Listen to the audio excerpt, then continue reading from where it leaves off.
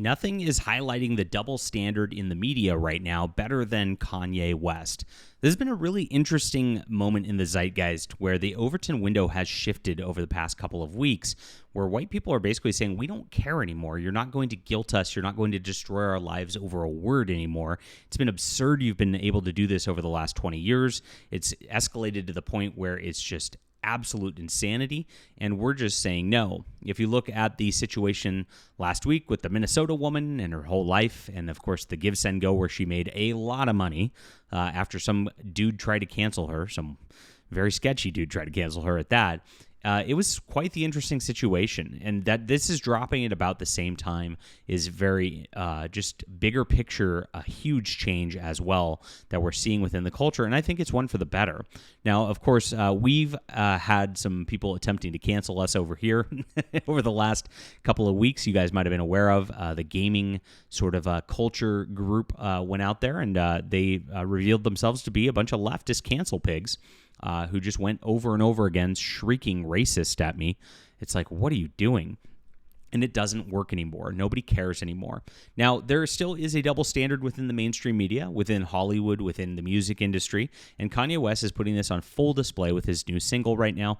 Am I even allowed to say the title on YouTube? This is, again, like, I don't know where we're at with YouTube and just being able to talk about things. But this is a very censorious platform. There's a lot of censorious platforms out there. And just what gets censored and what doesn't is more than beyond absurd, which he's highlighted here in this talk on Billboard right here. And Billboard's actually feeding into the whole media bias thing, showing their like true colors here. We're going to get into all of this in just a moment. He also reposted a meme, which really, really highlights this on a big, big level. Which we'll talk about as well. So please hit the like and subscribe button. Join us as we talk about all things culture here. Really appreciate you guys for being here. My name's John Delarose. I'm a science fiction and fantasy author in addition to what I do here. And I've been censored for a long time. If you don't know, 2018, they banned me from the World Science Fiction Convention, which we've been covering over the last couple of days, called me a racist bully on their website, and I sued them and actually won. It got a little bit of media attention, not much, but it was a big pushback to where I stopped these people in their tracks. And I've been fighting this fight against censorship for a long, long time, especially the censorship of conservatives and Christians in culture. Really, really crazy what's out there. Now, again, where there's problems over here, and of course, a part of the censorship they do, and I kind of alluded to it already, is just algorithmic with these social media platforms right now. If you say the wrong word or whatever, you get flagged. It's really obnoxious, and we have to deal with that all the time. They shut off or turn on, their recommended views like a spigot. And so I want you to get on my newsletter. It's in the description below. You get 3 free books just for signing up. Really appreciate you guys for reading. And that way you stay in touch with me because you never know what's going to happen. I'm always coming out with new stuff. Like I said, I'm a true artist over here, like yay. That's a bad example maybe. But funny stuff. We try to, of course, stay connected and build here something different. So please, imperative that you sign up in the description below. It's free, and thank you guys for doing so. So let's look at this. Ye claims his Hitler single is banned from all digital streaming platforms. While that headline is technically true, like I said, it illustrates the media bias right here.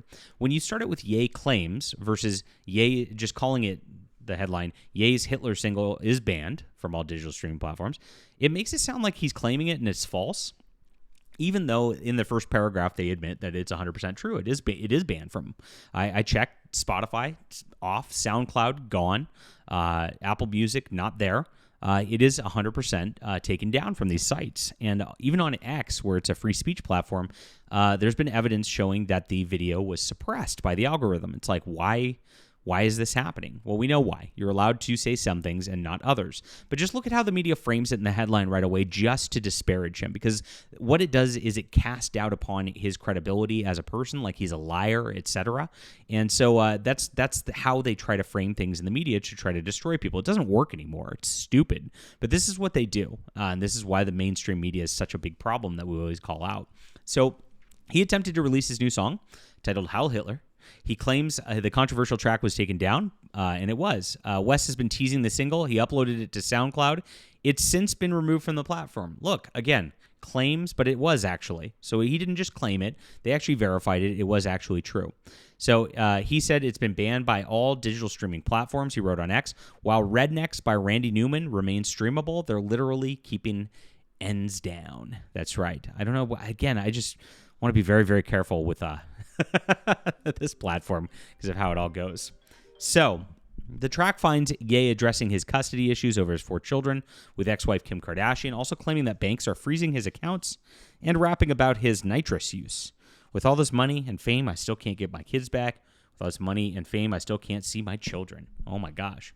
And then, of course, it goes into the famous stuff that goes on. It's pretty entertaining, I got to say. And the juxtaposition of the N-word with HH together and having a chorus of black men all saying it in gang vocals is pretty funny. I think it's pretty funny. And so that is the song that's out there. And it's just a juxtaposition of like what you're allowed to say in culture and what you're not, because it's ridiculous. The standards are arbitrary. They don't make any sense. And this is where it all goes. And so he stormed off the set of Piers Morgan within minutes. Of course, he was out there, and Piers Morgan is actually advocating for him to be censored. Kind of weird stuff on that level. And he says, you take someone that's living like a John Lennon or Michael Jackson, that nuance there is idiotic, shows the hate that you put out for people that put out love. There's so much love in art that I put out. This is what you get for now. We can circle back when you can count, he says. So interesting stuff right there. Now, this is how the media handles it, and it is interesting that Redneck's up there.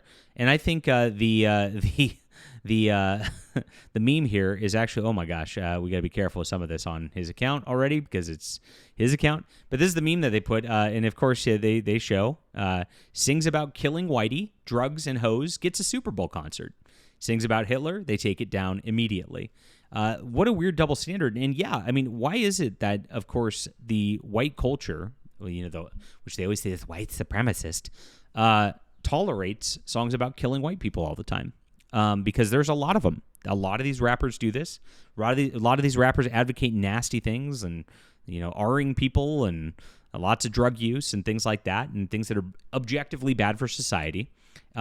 Kanye makes a song that's clearly funny, and that's it. And it doesn't actually really mean anything in 2025 because that Hitler's been dead for like 80 years, doesn't impact anybody. That has to go down. And I've seen the double standard as well, because it's like, how come these people never flip out about Stalin or Chairman Mao? Those people killed a lot more people. Those people were a lot worse if you really think about it. But you're not allowed to say that. Why?